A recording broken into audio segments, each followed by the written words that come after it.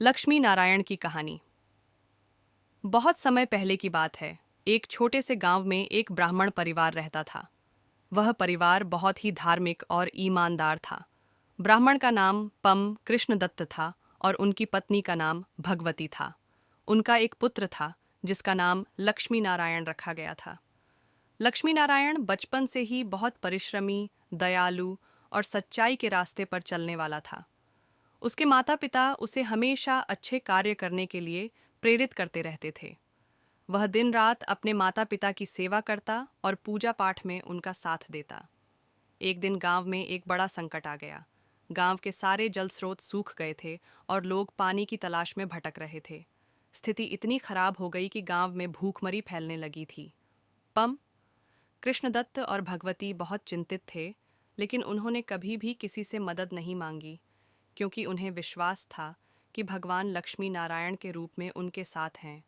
लक्ष्मी नारायण ने सोचा, अगर भगवान ने मुझे इस संकट से उबारने का अवसर दिया है, तो मैं यह कार्य जरूर करूंगा।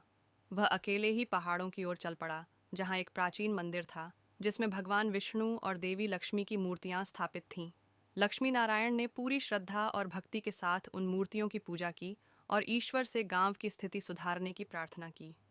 उसकी प्रार्थना सुनकर देवी लक्ष्मी ने उसे दर्शन दिए और कहा, तुम्हारी श्रद्धा और समर्पण देखकर मैं तुम्हारी मदद करूंगी।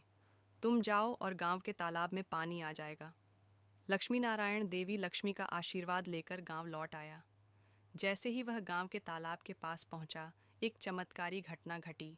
तालाब में पानी आने लगा और गांव वाले हैरान रह गए। वह सब समझ गए कि यह चमत्कारी पानी देवी लक्ष्मी और भगवान विष्णु के आशीर्वाद से आया था। गांव में सुख शांति लौट आई। लोग लक्ष्मी नारायण की पूजा करने लगे और उन्हें एक देवता की तरह सम्मान देने लगे।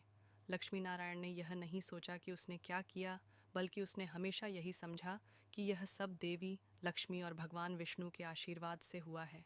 यह कहानी हमें यह सिखाती है कि सच्चे दिल से की गई प्रार्थना और श्रद्धा का फल हमेशा अच्छा होता है। लक्ष्मी नारायण ने हमें यह भी बताया कि हमें कभी भी अपनी मेहनत और अच्छाई को नहीं छोड़ना चाहिए, क्योंकि भगवान हमेशा हमारे साथ होते हैं। समाप्त। कथा। राजा धनपाल की परीक्षा। प्राचीन काल में एक राजा था जिसका नाम धनपाल था।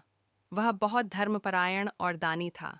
उसकी प्रजा सुखी थी और उसके राज्य में किसी को भी धन, अन्न या वस्त्र की कमी नहीं थी। राजा धनपाल माँ लक्ष्मी का परम भक्त था और नित्य उनकी पूजा करता था। एक दिन इंद्रलोक में देवताओं के